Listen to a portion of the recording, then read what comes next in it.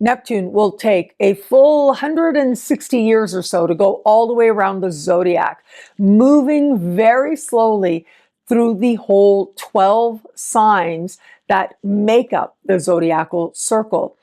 And as part of that, you can imagine that Neptune is going to spend a whole lot of time in a given sign as it goes through this slow journey, usually about 13 or 14 years per sign. And since 2011, we have been feeling Neptune moving through the sign of Pisces. And other than a bit of a break that we got last year throughout the spring and summer and the first part of the autumn, well, that's where Neptune has pretty much been in the sign of Pisces, its home sign, amplifying emotionality and getting very caught up in things that otherwise just really end up being illusion or a projection of our own fear. It becomes a lot harder to take ownership for the things that we might feel very sentimental about. At the same time, and especially over the last few months, Neptune has been hanging out at the 29th degree of its sign. And it is here that its energies become that much more concentrated, that much more heightened. And we have seen examples of great compassion all around, whether it is people behaving with compassion towards others, or even the passing of certain laws around the world that seek to bring compassion where perhaps there were places where we didn't have enough of it. Like, for example, to the animals that we share our lives with, our pets, and share a world with as well.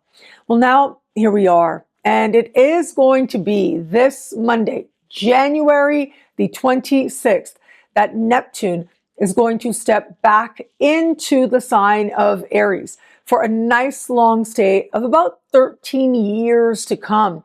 And this is Neptune stepping into the early degrees of this sign. And in contrast to the very last degree of a sign, which is a point of concentration, the very first degrees of a sign, well, it's like that energy is brand new. It doesn't really know how to direct itself or where to go. But there's something else that makes this energy a really big deal. And that is when you look at each sign, it's divided into 30 degrees, 12 signs of the zodiac. Well, that makes up 360 degrees. And the 29th degree of Pisces is the very last degree of those 360 degrees. And what that means is that the very beginning of Aries, 0 degrees of Aries, that is the very first degree of the zodiac out of 360 degrees. And that means that it isn't just about what is feeling like we're in fresh energy and fresh territory, or bringing that more inspired, spiritual, or confusing lens to a new area of life. But this is Neptune, a huge outer planet, moving over 0 Aries, considered and conceptualized as a world point. And this represents a brand new chapter for the collective in a really big way, starting fresh. The sign of Aries is the energy of the first breath and the first impulse. It is a very instinctive, intuitive energy, but it's also a very pioneering energy. And so it is with Neptune entering back into the sign of Aries. And over the coming years, that will inspire all of this and more. It'll inspire a spiritualization in our understanding of who we are at our most immediate identification, and of what that very first breath, those very first things that feel like life, well, how is it that we might want to see it from a lens that is more divine, more blessed in some way? The very nature of Neptune might be confusing, but it is also compassionate. Now, how are we going to live that? That's going to be part of the world that we co-create together. But ultimately, Aries is also an energy that is incredibly courageous, incredibly brave. Where it is tempered by wisdom, well, this gives us the impetus to take a stand, take a step in directions that otherwise might have felt a little bit too much for us. Well, now it feels like the way of peace. and from a place of peace, going out there and fighting for the things that we think are right, being a spiritual warrior of sorts, from a place of peace within ourselves, well, that truly will make more and more of us likely unstoppable. Hello, fabulous friends, fans, and superstars. Welcome to your horoscope for the week of January 25th, 2026. I am your astrologer, Nadiya Shah. Thank you for being here. For the first time ever, I will be teaching a series of workshops on the 12 signs of the zodiac and the 12 sun signs in particular. You can learn more about this upcoming series of workshops, including the 3-part workshop series I will be teaching in March on the fire signs, Aries, Leo, and Sagittarius, which is choose your tuition rate on right now for a limited time. Learn more. Sign up now at synchronicityuniversity.com. Links below. Those of us who are spiritually inclined can very often look back and think about those particular moments. Maybe it was when we had a conversation or read a book or came across a piece of media. But when we look back at that particular introduction of sorts, it serves as a turning point. It stays close to us because it speaks to those early moments when we were able to find the language to express what it is that we were feeling. Now, for me, one of those books was called The Way of the Peaceful Warrior by Dan Millman. And this book was actually a big bestseller back in the day, in the 90s, no less. Now, while the book did have this whole story in it, it's kind of autobiography, kind of a fictionalized personal story. I'll leave that aside for now, because to me, actually, when I think about Neptune in Aries, I think about the title of this book, The Way of the Peaceful Warrior. On the surface, right, the words peace, the words war, they seem to be at odds with each other. They seem to kind of cancel each other out. But there is a way to have this sense of being full of peace and yet going out there, striving for, even fighting for what it is that's going to help you to maximize that much more peace, especially within yourself. Well, there's something rather intriguing and inviting about the concept. And it doesn't seem like they should get along because the very word being a warrior necessitates, well, identifying things that aren't working, that aren't right. And it is from a place of agitation that the battle takes place. But it doesn't need to be that way. What would it look like if perhaps we could identify ways where we could come at whatever it is that we desire to change, whatever it is that we want to stand up for? Well, where can we approach it from a greater place of calm within ourselves? A sense that what we are doing is right, not to the place of delusion necessarily, but from a place of knowing that if you are sitting in peace, that also means that you are connected to compassion. And that is a profound force that you can harness and use to your advantage. Now, how we go about using this to our advantage and being honest with ourselves about our real intentions is going to be part of this larger journey that we are going to be on collectively and individually for the next years to come, the better part of the next 13 years. We are at the very beginning of this journey now with Neptune moving into the sign of Aries. Now, when I think of the peaceful warrior, I also think about the sacred fight, right? Like going out there, making something happen, or maybe just standing up for some part within yourself that knows you're here to do something with this lifetime, that you are incarnated for a reason. That impulse of life is something that just might be worth embodying and striving for. And I think part of Neptune in Aries is going to encourage more and more of us to do just that. Now, fighting for ourselves, standing up for ourselves doesn't necessarily mean that we have to be forceful. It does mean, though, that we are going to trust ourselves. That is the greatest part of what it is to be a peaceful warrior and a spiritual warrior at that. It is to trust the soul and the journey of the soul, but also to approach it with humility, knowing that whatever it is that we are coming to understand within ourselves and what it is that's worth fighting for and striving for, it can change. And that really would be okay, because every journey ultimately has its wisdom and builds upon the next and the next, going forward from there. Neptune in Aries is promising the development, the magnification of a few key areas often associated with the energy of Aries. So let's talk about a few of them here. One of them is going to involve the pioneering of new spiritualities. We think back to the last time that Neptune was moving through the sign of Aries, and this was really the boom and the widespread connection of the New Age movement. I'm thinking about people like Madame Blavatsky, the Theosophical Society. These organizations, these people ended up being that much more influential. They were able to take their message out to that many more people. But it was also a time when some of the greatest detractors to these new understandings of spirituality were emerging as well. It was the contrast that ended up making that spiritual force that much more evident and that much stronger.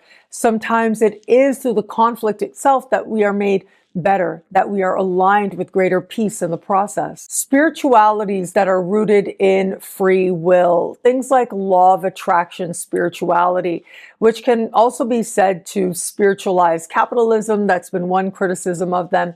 But it is about understanding that your free will is sacred and that you can harness it to your advantage where it comes to trusting yourself and acting on your own behalf.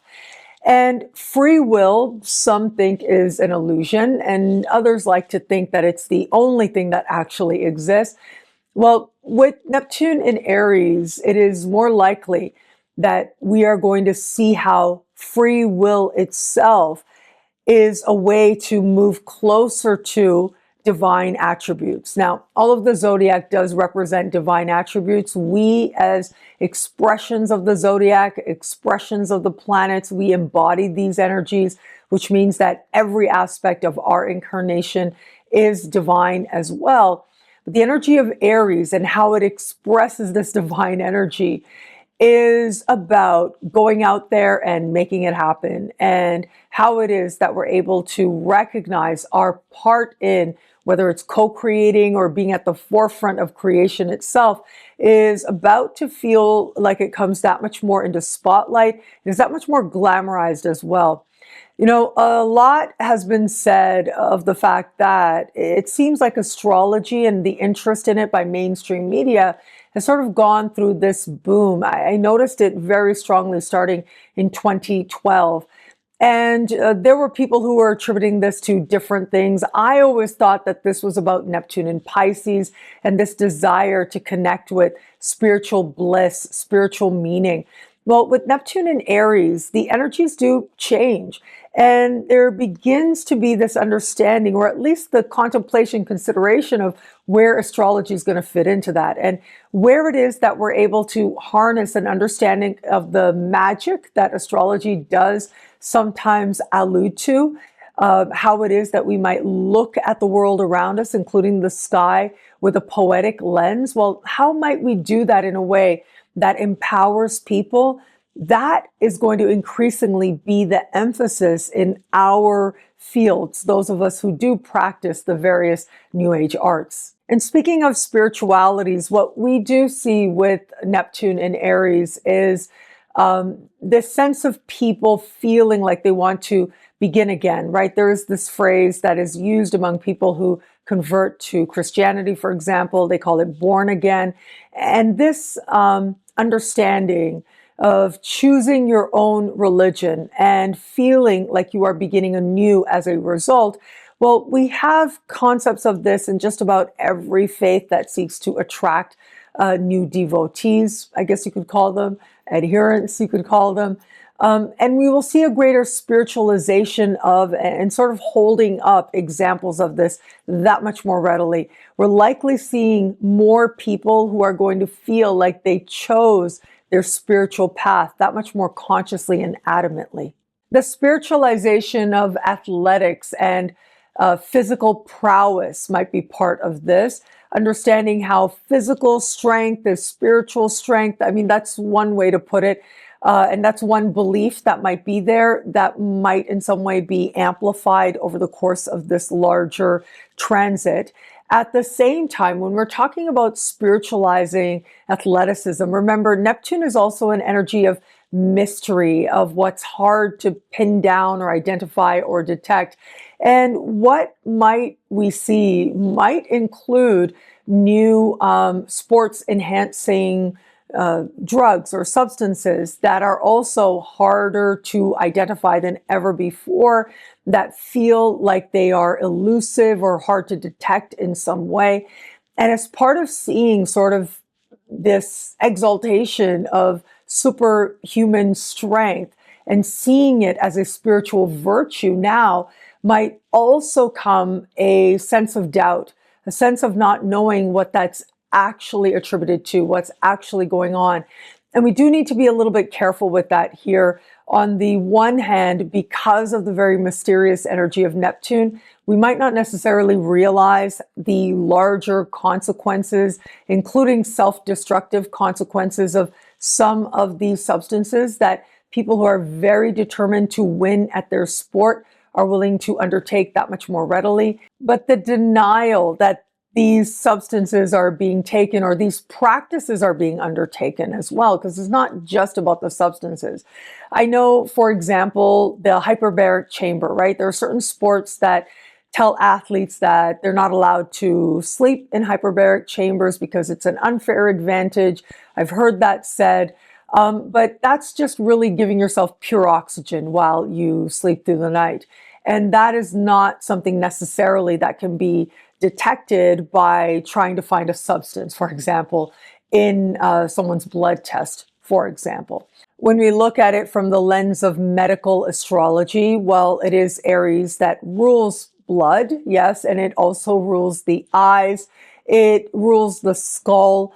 And it's in these particular parts of the body that we might see new medications, new healing therapies to help improve circumstances for people who might have challenges with those particular parts of the body. But there's also an ability, especially where it comes to the types of medications that might be presented, that in some way work on these very parts of the body for a variety of healing that could take place. For example, if you look at the drugs that really became popular under Neptune in Pisces, well, it is drugs like the GLP-1s that ultimately work with your hormones. They change the hormonal makeup within the person, and that's how they're able to contribute to a variety of other health changes that can take place. Now, speaking of the different medications and things that people do in order to do things like lose weight, because Aries is an energy, because it's very much about what's essential and the more essential physical self at that, because it's about musculature and muscles themselves and the lowering of fat. What we saw the last time that Neptune was in Aries was the very first really mass market phenomenon of a paperback book that was a diet book. Like, there were books that were very popular and were printed and reached the masses, but for it to be a diet book, it was the first time that we really saw something like that. So it is going to be interesting to see how these different aspects come together in helping us to understand who it is we want to be, why it is that we want to be who we are, and why it is that we want the changes that we do, but also what methodologies we might go about to make those changes. The spiritualization of athleticism is also the spiritualization of strength, and how we might pursue that, how we might magnify that. Well, it might not necessarily be so clear, but there's likely to be a greater emphasis on what we are releasing as part of moving towards a greater sense of strength overall, especially in our bodies. I would be remiss if I didn't also mention that the energy of Aries, I spoke earlier about the peaceful warrior, the spiritual warrior. It is an energy of the warrior and of war sometimes as well. Now, I would argue that somewhere on the planet at any given time, there has always been war as part of the world that we have co-created together from the very beginning of time, I would even say, right to today. But having said that, spiritualizing wars, religious wars, looking at the reason for going out there and battling, and having it be either something that is, again, divinely blessed, or it could just be nebulous, like wars that are nebulous, that are taken on in ways that aren't necessarily obvious. It isn't about somebody going into battle and wearing armor, but rather the ways in which battles can be waged that are not obvious to people. That might be part of what we might see at this time, and getting very wound up in a spirit of a war call, if you will, unfortunately could be part of this energy. Now, again, we are co-creating this world together, so we can decide what feels right for us to embrace and what doesn't. And that includes the approach that we're going to take to understanding what battles are worth fighting, and maybe where it is that we are either wasting energy or telling ourselves that a battle is one thing when it's really about something completely different and something else. You know, like my dad likes to say, like, when it is that a war is being waged, look at who's making the money. Like, that'll tell you everything about what's really going on. And I know that that's a political thing, and I try not to talk too much about political stuff, because what I find is so much of the conflict in the world, I think really, I would even say perhaps almost all of the conflict in the world, it does come down to not seeing humanity in each other. And if we really want a world of peace, then it isn't about saying you are right and you are wrong, or you are bad and you are good, but rather being able to acknowledge the emotions that underlie so many of the choices we make, so many of the impulses we might have.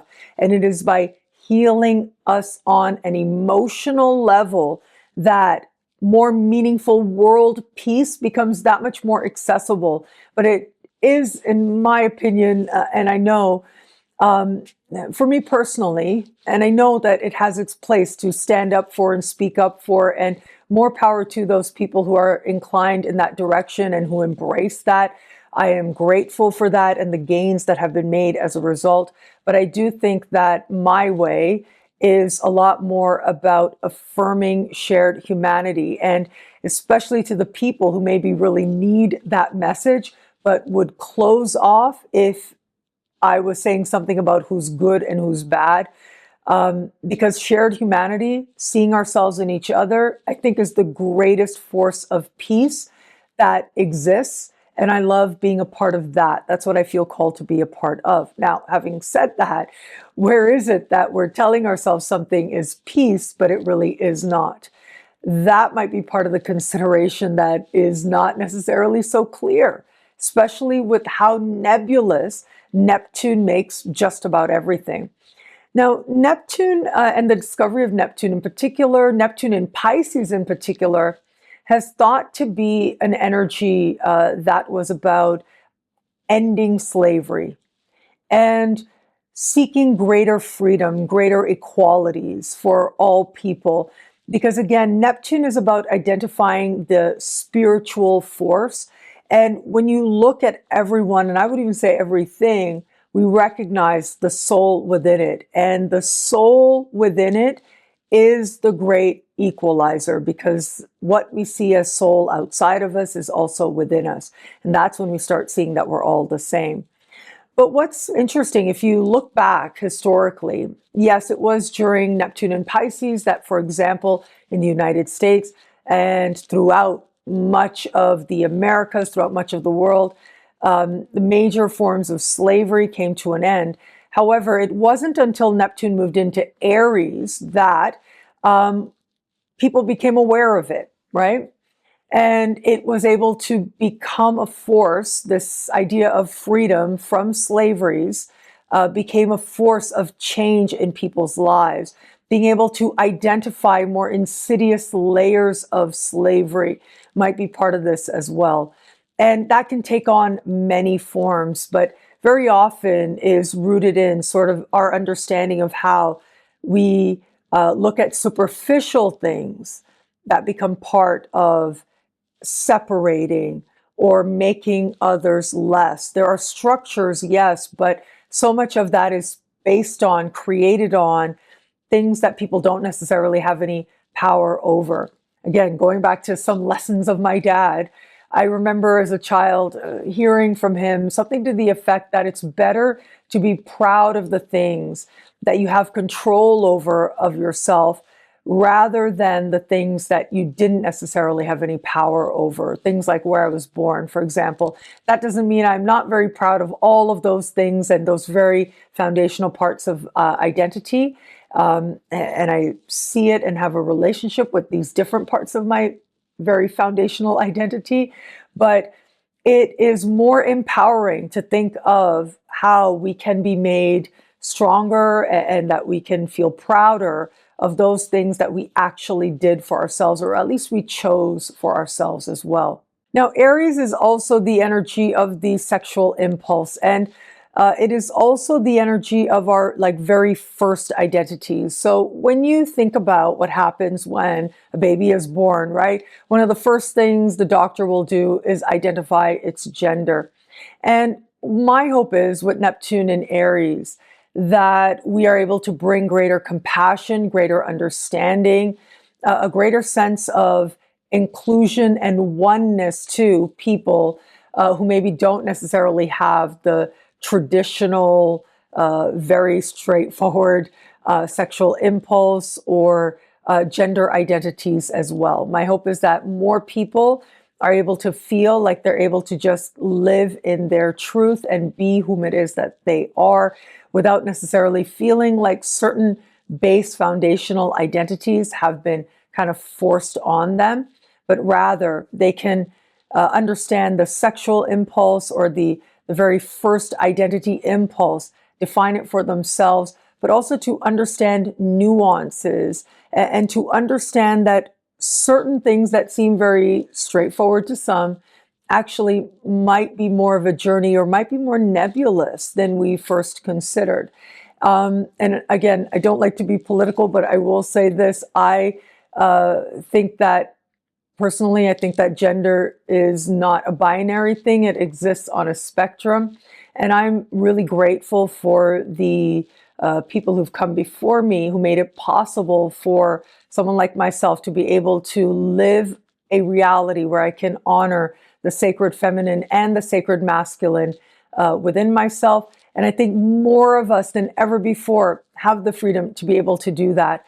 And that is what it means to be able to honor the fact that we all have the sacred masculine, the sacred feminine within us, and we bring it out in our own unique ways over a spectrum of expression. It's not all just one or all just the other. That's not how we live. And especially that's not the best way to go about approaching a life where you want peace or a sense of mental well-being. Because if you think you're just one or just the other, that is when we start talking about toxic femininity or toxic masculinity. Healthy expressions, they bring in all the nuances and they bring in an understanding that we are whole human beings, and what we always thought was just feminine or always thought was just masculine, there's a way to find balance that makes both healthier. And all of that can be expressed in one individual. And so my hope is that more places in the world allow that sacred journey and self-identification, and allow, like, for example, more women in the world. My hope is that they are able to go out there and fight for what they want and use their free will to create rewarding pathways in terms of career, for example, whatever it is that makes them happy, but they're able to honor that part of the sacred masculine within them. And my hope also is that for men, for example, to be able to honor their emotions, express emotion in healthy ways to speak of what it is that they are feeling, especially within cultures and places in the world where that is seen as not acceptable. My hope is that more and more people around the planet, and especially men in certain regions in the world, are able to find healing in being able to bring in those elements of sensitivity, of emotion, of having compassion for themselves and for others, not thinking that they're a law onto themselves. I think that can be a very powerful way that the healing of sexual impulse identities and gender identities can present itself to us, and more ways as well. Neptune is also about art and the artistic energy, divinely inspired art, everything from visual art to poetry and music in particular. It's very much a very Neptunian pursuit. People with strong Neptune energy in their birth chart, they very often have an inclination towards music, whether it is that they feel it very strongly or they actually are musicians. Very common in charts that we see with strong Neptunian signatures. And if you think about it, it makes sense because Neptune being such a spiritual energy, so many of the world's great spiritual traditions, they talk about how the energy that created the world and the universe, it was sound, right? I'm thinking about how one of the first lines in the book of Genesis says, in the beginning, there was the word, and so on. And also I'm thinking about the sound Om, and how it is thought to be the sound that created the universe. It was the very beginning, the first thing that emerged from which the universe then was able to be birthed. We have ideas around this that spread across many different traditions, the past and present traditions. So it'll be interesting to see how music is further spiritualized or understood. And also, though, the other side of it, of course, is how music and other forms of art might be used to manipulate in ways that are that they feel new or unexpected in some way. Very bold artistic styles, also battle songs.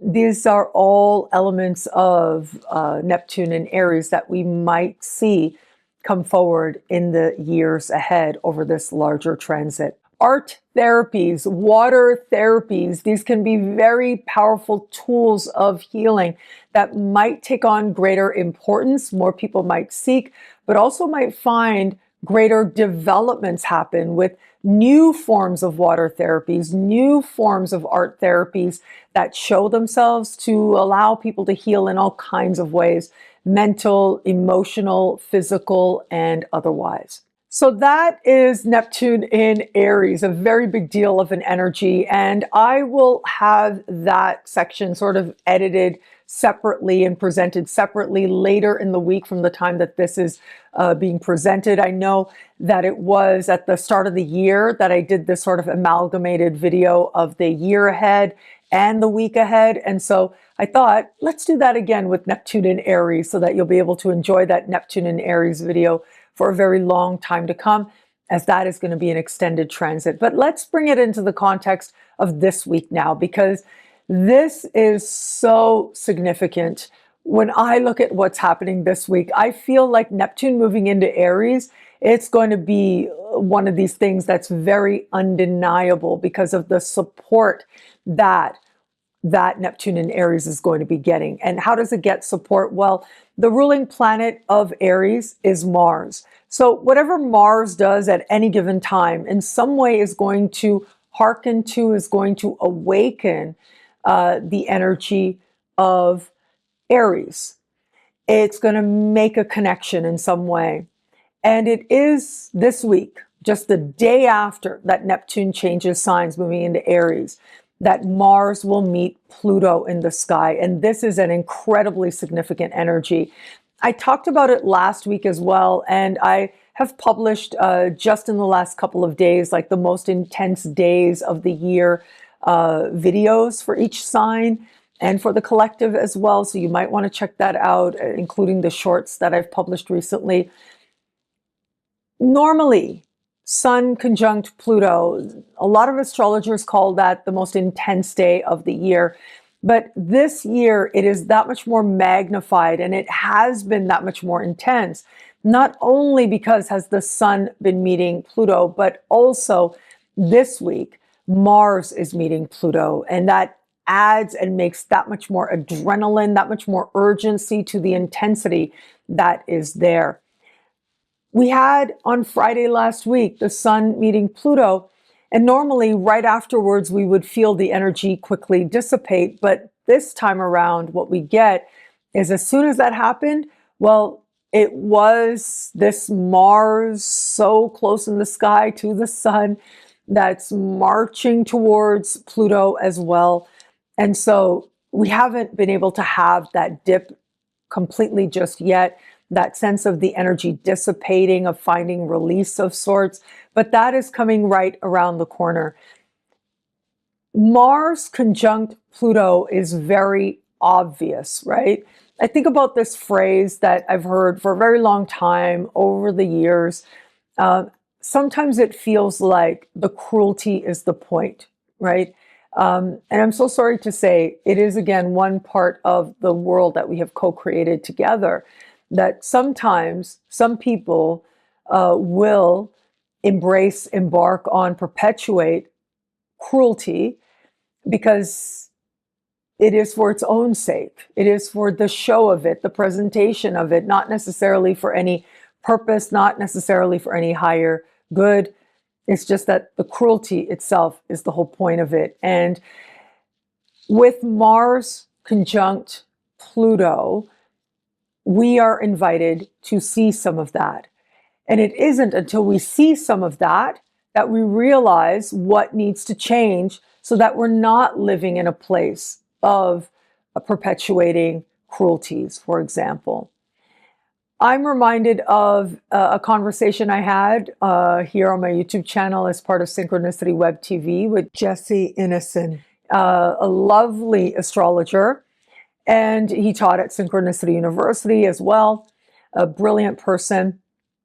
And I remember he said to me that if the universe wanted peace, there would be no Mars, there would be no Pluto. And actually what he said, he put it in his own words, his own framework. He said, if God wanted peace, there would be no Mars. If God wanted peace, there would be no Pluto. And I really thought about that afterwards. I thought that was so brilliantly put. And I'm reminded of, in ancient Greece, for example, people would walk around and something would happen and they would have a very strong feeling and they would say, wow, this is a really strong feeling. This must be a god. And so every part of our human existence, every emotion that we could feel, and also in a very practical way, the different endeavors that human beings undertake, they all had their associations with different gods and goddesses. And so it is for us now, right? If we think that everything is divine, including ourselves, if it's all soul, which I do think it is, and the planets express soul, we embody the planets because we are soul as well, then how is it that we're bringing forward these energies? And how is it that perhaps we might want to use these energies differently?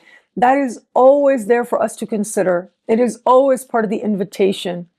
But with Mars conjunct Pluto, it is obvious where there is not peace. It is obvious where it is that there is cruelty, to put it very bluntly. And I think that's part of what we are going to see in our awareness, especially at a time like this. And the thing is, though, is that seeing it, is it not better than not seeing it, is part of what we might be exploring or considering. Is seeing it the point or not? Because again, I'm reminded of the fact that Neptune is moving into Aries, and that makes the battles and even, how battle necessarily has cruelty in it, more nebulous, more hidden, less obvious. And is it not better to be honest with ourselves, to see something very bluntly so that we know what needs to change, if it's there anyways? If we see it, then we are empowered to say, this is not how we want to bring forward Mars energy. We want to bring forward Mars conjunct Pluto energy differently, because what we're having right now is Mars conjunct Pluto. But Mars is conjunct Pluto in the sign of Aquarius. That is the energy, among other things, of mass media. And so, yes, mass media becomes part of what's helping us to be more aware. Certainly in the collective, because again, Aquarius energy is about the collective. And the understanding of what the collective is, what we owe each other. This is a big part of what we are going to be exploring slowly but surely for many years to come with Pluto in the sign of Aquarius.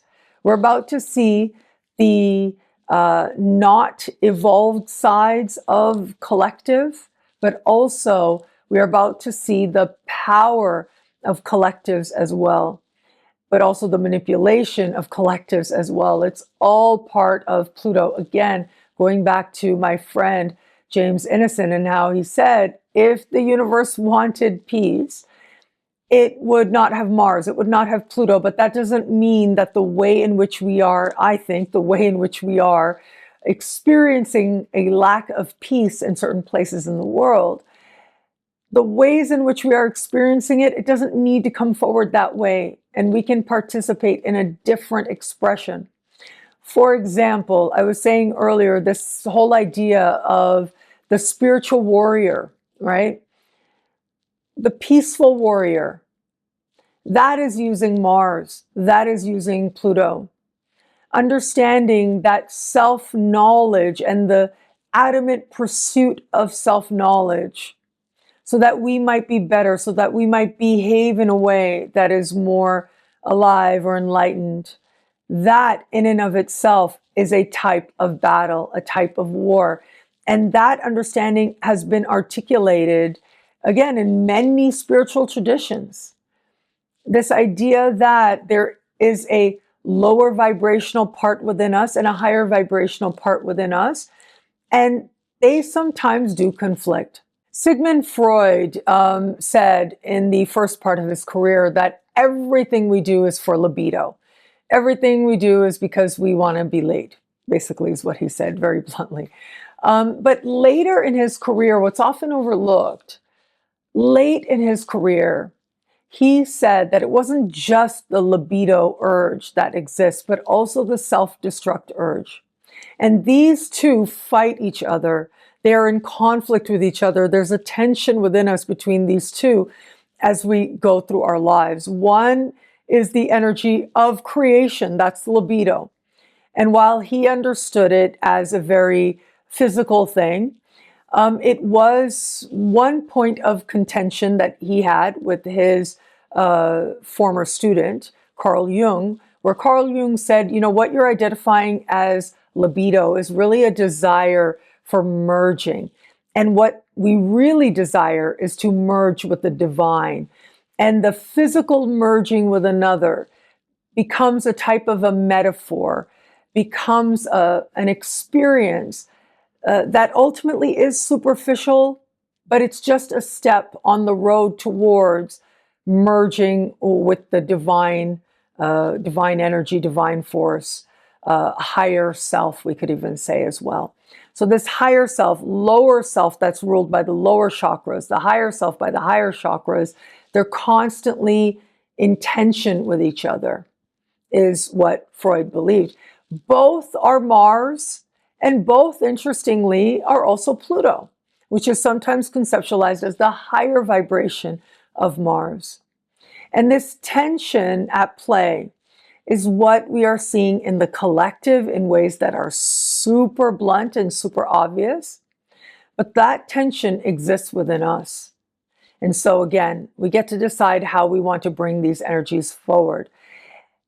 With Neptune moving into Aries, the sign ruled by Mars, these energies are ultimately working together.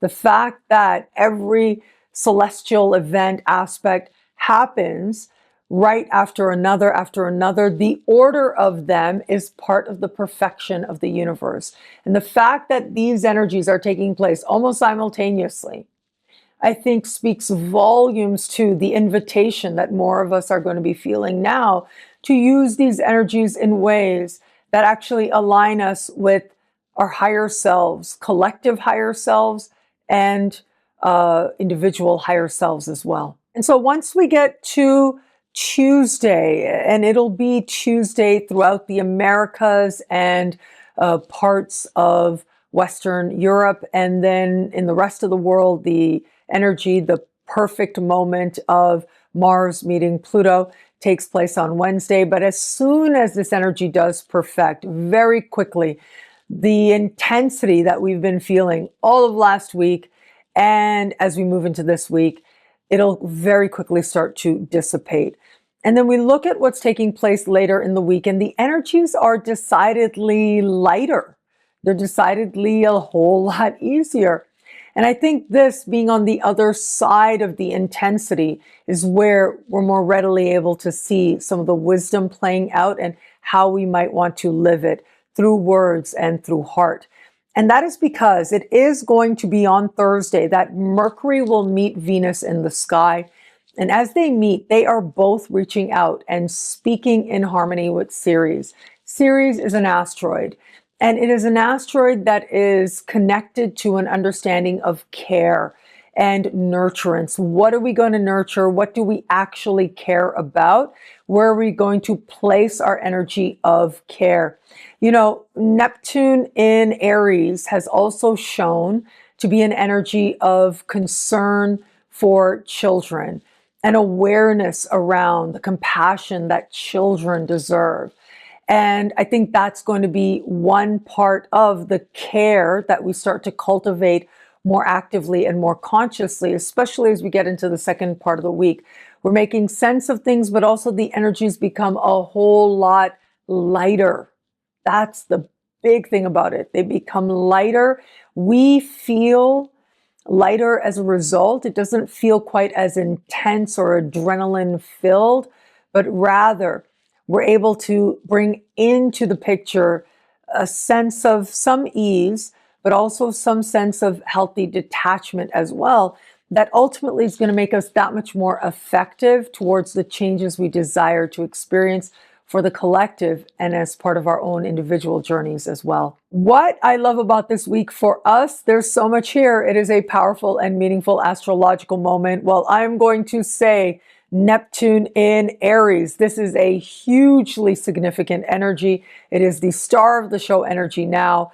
It is an energy that is going to change the collective from the inside out. And it changes how it is we channel our spiritual urge and where it is and how it is that we seek the divine. We seek our higher selves. We seek soul.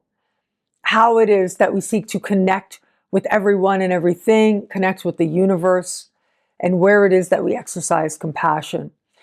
And this is going to be a notable shift from a period of time that we've been in since 2011, sometimes, you know, a little in, a little out, but for the most part, since 2011, we have had Neptune in the sign of Pisces. And that is about seeking the divine through bliss and spiritual pursuits and mystical undertakings, mystical practices as well, like astrology and other divinatory practices. And so we've seen a greater interest and emphasis in these matters, but now here we are, we're embracing new chapters ahead. And while there will always be astrology, because as far back as there's documents and cave drawings, we see human beings documenting what's happening in the sky and correlating it to events on Earth. And so it's a very primal core understanding that we have as human beings. And every culture, past or present, has always had an astrology. And astrology is a living practice. It changes. It adapts and responds to the needs of the people that it serves in any given historical or cultural context it finds itself in. As is the case now, we are going to notice our astrology, our divinatory tools, we are going to notice them go through a shift, go through a change. And ultimately, it is to meet people where they are, what their spiritual needs might be, whether they're conscious of it as a spiritual need or not. This is a huge energy. It is the embrace of the evolution of a change of our understanding of our own higher selves. And my hope is that it leads us to embrace an understanding that is more empowered and stronger than ever. Well, thank you so much for watching. What do you love about this week? Let me know in the comments below. I love reading you guys. And to prove it to you, here are some of my most recent favorite comments. Thank you to everybody who likes, who comments, who subscribes, who shares, who thumbs up. All of it means so much. I'm so grateful for you. Thank you. And of course, if you want to know how all this wonderful stuff this week speaks to you in your sign, log on to NadiyaShahSuperstars.com, where you get expanded exclusive video scopes each and every week for as low as just $3 a month with choose your membership rate. Higher tiers get you things like all access passes to Synchronicity University events, consultations with me, and so much more. All of this in the Superstar space at NadiyaShahSuperstars.com. Links are in the description below. Synchronicity University is proud to present a brand new, never before taught workshop series on the 12 signs by me, your astrologer, Nadiya Shah. And for a limited time, you can choose your tuition rate. So this is the very first of 4 programs that we are going to have as part of a larger exploration of the 12 signs. And it's going to start this March, where we look at the fire signs, Aries, Leo, and Sagittarius. I am going to be sharing brand new myths. And we are calling this, or I am calling this, I am legend. You are legend, right? Because this is all about understanding how your life is mythology. You are living the stories of these sacred energies in your life now. How do you go about doing that? How do you go about expressing that? What is the higher calling of the signs themselves? That's what we're going to be exploring in brand new ways. Like I said, I'll be sharing myths that I have never explored before in class, and we are going to deep dive into the 12 signs over the course of this year. So there's lots to look forward to.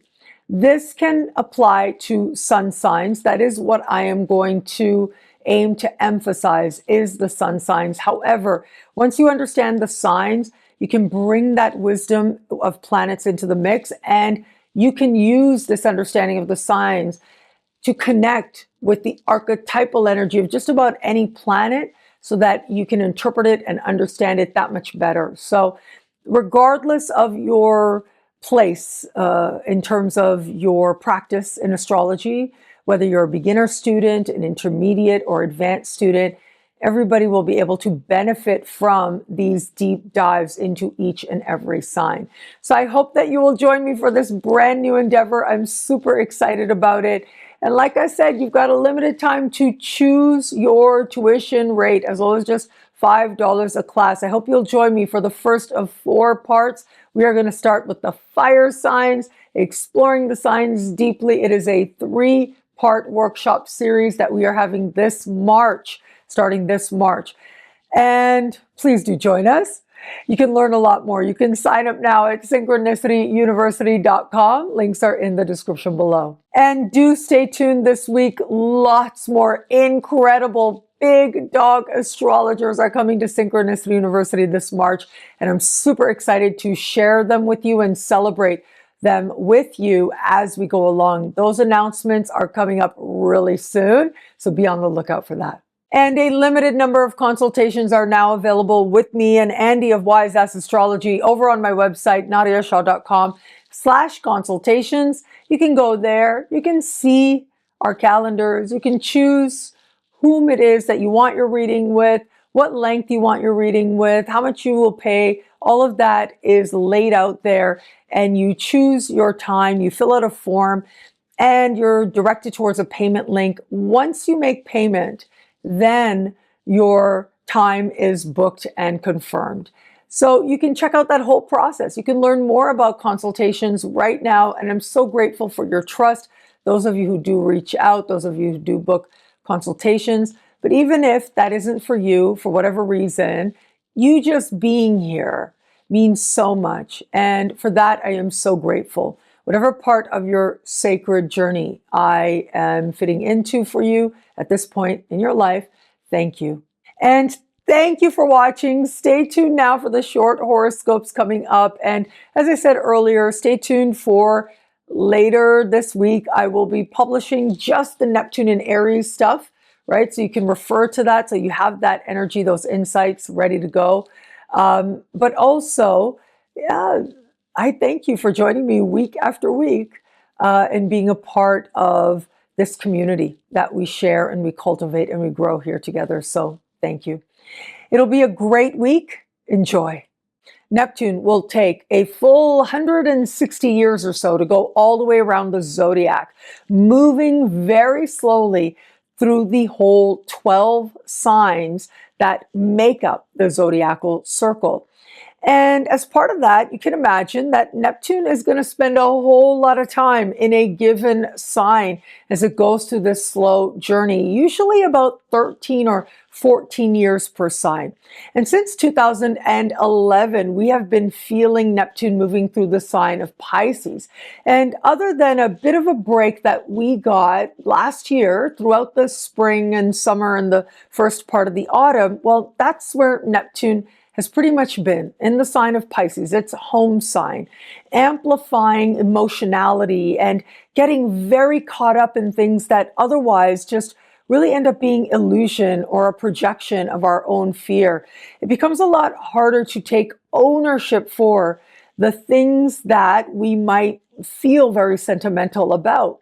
At the same time, and especially over the last few months, Neptune has been hanging out at the 29th degree of its sign. And it is here that its energies become that much more concentrated, that much more heightened. And we have seen examples of great compassion all around, whether it is people behaving with compassion towards others, or even the passing of certain laws around the world that seek to bring compassion where perhaps there were places where we didn't have enough of it. Like, for example, to the animals that we share our lives with, our pets, and share a world with as well. Well, now here we are, and it is going to be this Monday, January the 26th, that Neptune is going to step back into the sign of Aries for a nice long stay of about 13 years to come. And this is Neptune stepping into the early degrees of this sign. And in contrast to the very last degree of a sign, which is a point of concentration, the very first degrees of a sign, well, it's like that energy is brand new. It doesn't really know how to direct itself or where to go. But there's something else that makes this energy a really big deal. And that is when you look at each sign, it's divided into 30 degrees, 12 signs of the zodiac. Well, that makes up 360 degrees. And the 29th degree of Pisces is the very last degree of those 360 degrees. And what that means is that the very beginning of Aries, 0 degrees of Aries, that is the very first degree of the zodiac out of 360 degrees. And that means that it isn't just about what is feeling like we're in fresh energy and fresh territory, or bringing that more inspired, spiritual, or confusing lens to a new area of life. But this is Neptune, a huge outer planet, moving over 0 Aries, considered and conceptualized as a world point. And this represents a brand new chapter for the collective in a really big way, starting fresh. The sign of Aries is the energy of the first breath, and the first impulse. It is a very instinctive, intuitive energy, but it's also a very pioneering energy. And so it is with Neptune entering back into the sign of Aries, and over the coming years that will inspire all of this and more.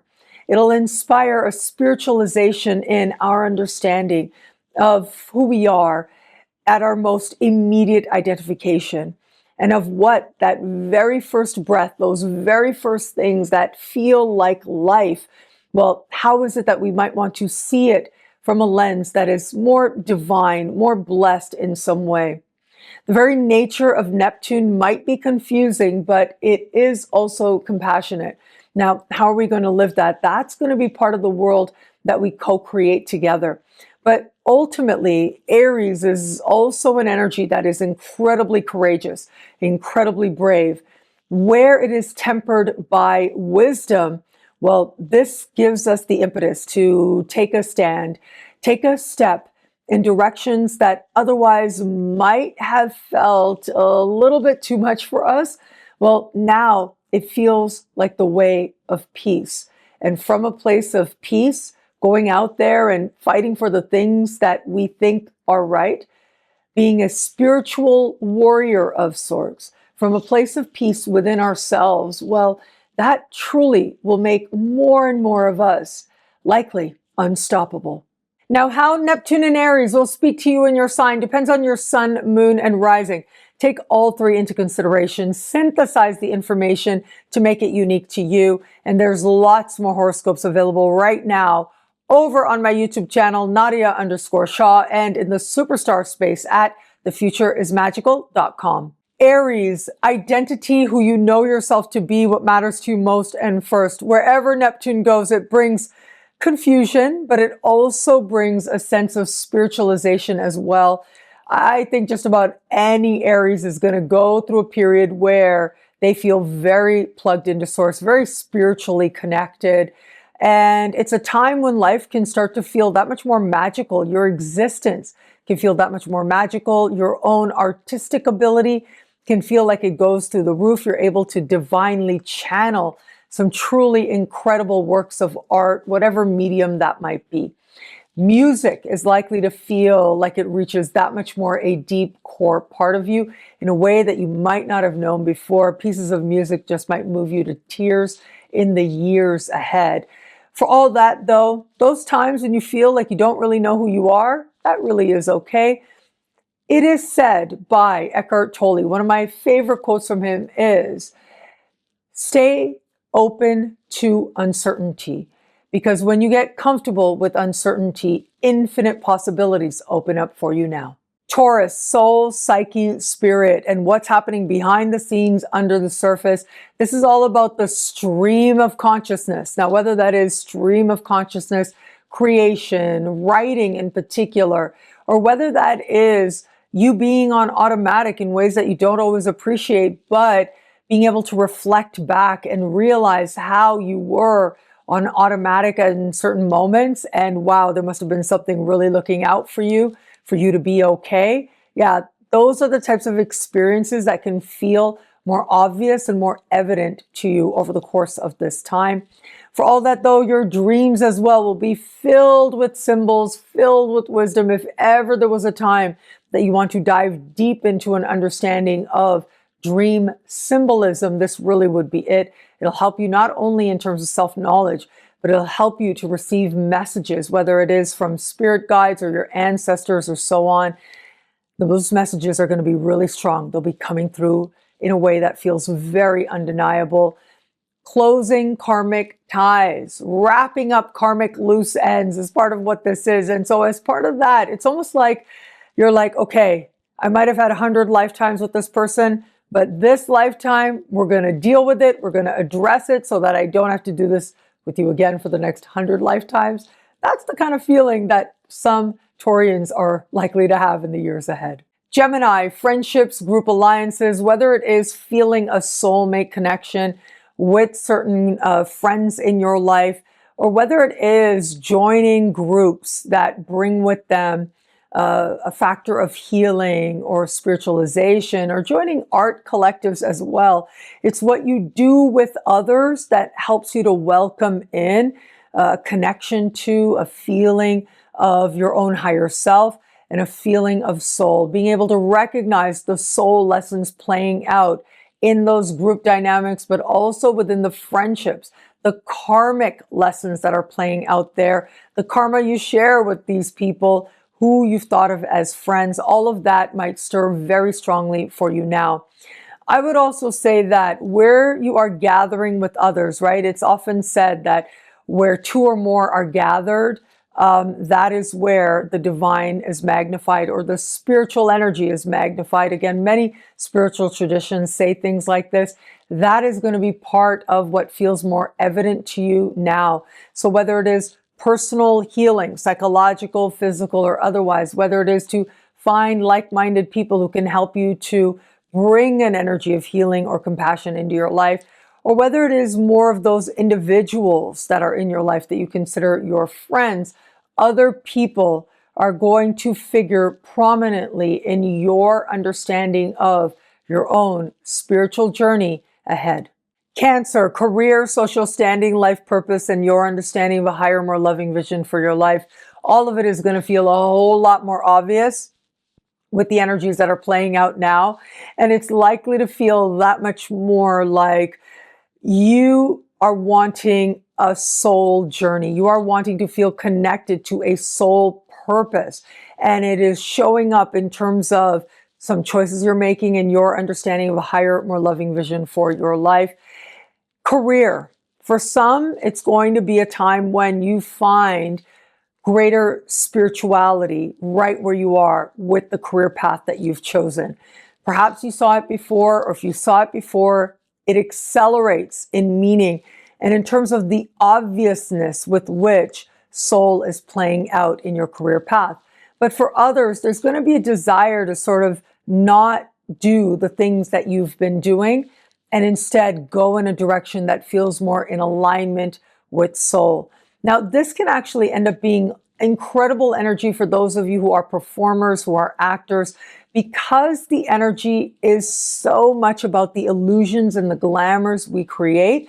It is here that you might find yourself being seen in a larger sense, especially where it comes to being seen digitally on film and photography, and you're able to cultivate however it is that you understand glamour and to be seen in those ways. I'm also reminded of, in the Matrix, there's this phrase that says it is the digital projection of your mental self, right? That's one of the lines there. I've seen that movie so many times. Yeah, it is the projection of your spiritual self that is likely to feel that much more evident to those maybe near, but certainly from afar. Leo, long distance travel, immigration, citizenship, higher learning, legal matters, and personal belief. And so any journey you take is likely to feel like a spiritual journey. Is likely to feel like a pilgrimage of sorts, especially when you're getting out into the world. And understanding where you are to be in the world is often going to be correlated to what feels right in your soul, whether or not it makes sense. But conversely, this can also be where you are not meant to be. That feels very evident and obvious to you as well. For all that, though, this is being introduced to ideas that are spiritual. And that can be a spiritualization of, for example, what you're learning in your studies in a university environment, for example, or it might be a much more personal exploration. In some rare instances, this might be energy that has you like choosing a whole spiritual path, like washing away who you were, embracing whom it is that you see yourself either wanting to be, or you have like a personal revelation, a spiritual experience that feels life-changing, that changes your understanding of the world around you. And like I said, in some rare instances, this might even be like choosing a whole new religion, a whole new philosophical practice ahead. Virgo, profound change, truth, transformation, regeneration, and wealth as well.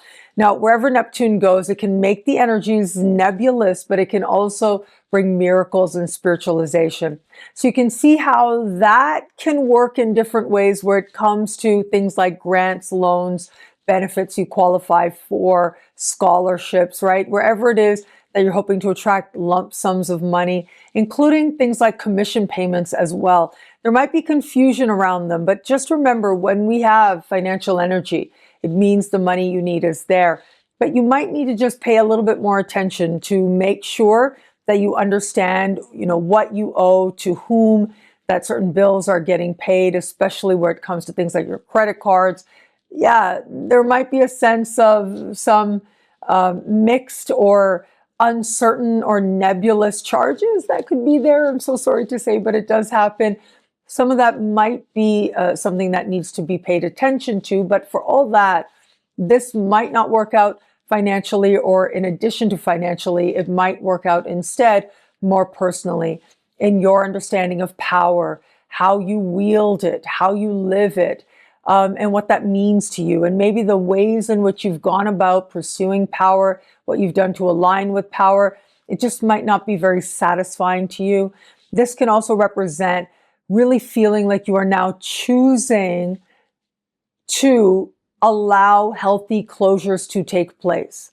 These are active choices you're making so that you can live that much more fully, so you can be yourself that much more fully. And as part of that, certain behaviors, certain people, you might decide that just isn't working for you anymore. It's a time of transformation. And where it is that you're transforming in the direction of soul, you really can't make a wrong choice. Now, where it comes to transformative processes like working with a therapist, right? It could be psychological, it could be physical, right? It can feel either like magical healing takes place, but you might also need to be honest with yourself about who these people are who are helping you in that, because that could end up feeling like, and I'm so sorry to say, but it's almost like energy that could have you feeling swindled in some way. So just pace yourself, strive to be clear, especially with you, and to own your own power, to own your own space. And that in turn will encourage you to participate in your transformation rather than think that someone else is the one in charge of that, because they really aren't. Libra, partnership, love, all of that is highlighted here. And with Neptune in your opposite sign, either you believe you are with your soulmate, you've met your soulmate, or you convince yourself that some person is the soulmate, when that might not be the case at all. So it becomes really important to pace yourself and strive to stay honest with yourself as you navigate this time. In some instances, it might feel like someone you're partnered with, whether it's in business, whether it's romantically, you might feel like they're not being honest with you or straightforward with you, or you might feel like you don't know how much you can really be blunt about certain things. You might feel like you want to be nebulous to this other person you consider a partner in some way, sort of hide some parts of yourself. That choice will always be your own. But understand that you might not be seeing other people clearly, or you might not realize where what you're asking for is not what's being understood. Regardless, though, the high manifestation of this energy is that you do meet people to align with that are soulmates to you. You're able to see the soul purpose play out in the people that you align with, personally, professionally, and romantically as well. And where it comes to really feeling like you've met a soulmate, that absolutely could happen. Twin flame desire, well, I could see how you absolutely would believe in that. And even that is possible as well, but you just want to be careful, because there might be moments when you think that's what it is, and it really isn't. And there's this big illusion playing out. And on the other side of it, it really might feel like you really didn't expect that. You didn't expect that to be the reality. In some very rare cases, you might feel, again, the word swindled comes up because this is Neptune, or deceived in some way. It doesn't have to be that way. Strive to be honest and have faith in a higher love, a higher partnership with your higher self, if you will. And that'll help you to make that much better decisions with the people that you are partnered with. Scorpio, your clients, customers, coworkers, immediate supervisors, and people you interact with every day. Perhaps you're not necessarily in the work area, workforce, workspace of your life right now, and that would be okay. This energy can play out not necessarily with these people, but also with people you interact with regularly. And in particular, people you hire as well, even if it's just somebody you hire, like your hairdresser or your doctor, for example. These relationships might become more nebulous, more uncertain, or you might not be seeing some of these people accurately in some way. In some very, very rare, very extreme cases, it might feel like some of these connections are not satisfying, are confusing, maybe even feeling, again, in very rare cases, feeling swindled in some way. So you might want to pace yourself a little bit as you navigate this time and strive to stay honest with yourself about who these people are to you. In, again, very rare cases, there might be a feeling that because of one of these people, there's been some feelings of loss for you. So I'm so sorry to say it does happen. But that might not happen at all. This might be that some of these people, like the spiritual presence, spiritual lesson, spiritual force that awakens within you through these people, it feels that much more evident, that much more obvious to you. And it can also be very strong, like soul mate connections that might not be romantic at all, but that might play out here. You might not see some of these people accurately as well. So that's where you do need to be careful. You might not be interpreting their actions very clearly or accurately. There can be a lot of projection that happens towards these people, especially at this time. And so pace yourself as you navigate this time. And also, this has to do with health-related habits, and bringing spirituality to those habits can be part of this. Now, I would also add, sometimes with Neptune here, mysterious ailments can come up, but then they go away just as quickly.